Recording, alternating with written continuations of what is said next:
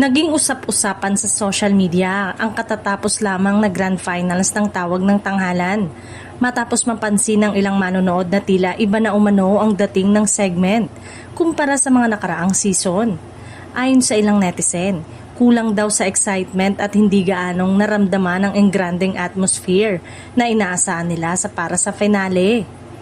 Marami ang nagbalik tanaw sa mga iconic na sandali ng Tawag ng Tanghalan na tumatak sa publiko. Kabilang na ang mga nakakaaliw na eksena ni Vice Ganda, Ann Curtis at buong It's Showtime family. Ilan sa mga ito ang hanggang ngayon ay naaalala pa rin ng mga tagahanga ang programa. Dahil sa samot-saring komento ng mga manonood, inamin ni Vice Ganda na nababasa niya ang mga reaksyon ng publiko.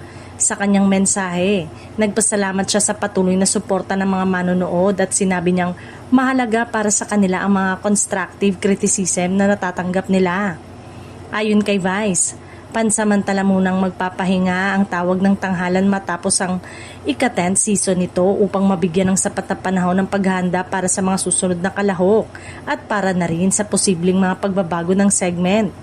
Naniniwala naman ang mga taga-suporta ng programa na patuloy na pag-aaralan ng pamunuan ng It's Showtime kung paano muling maibabalik ang dating sigla at excitement ng isa sa mga pinakasikat na singing competition sa telebisyon. Samantala, matapos ang pagtatapos ng Season 10 ng Tawag ng Tanghalan, inaabangan na ng marami ang kapamilya viewers ang pagbabalik ng isa sa paboritong segment ng programa, ang iconic na Miss Q&A na nakatakdang muling mapanood simula ngayong Lunes.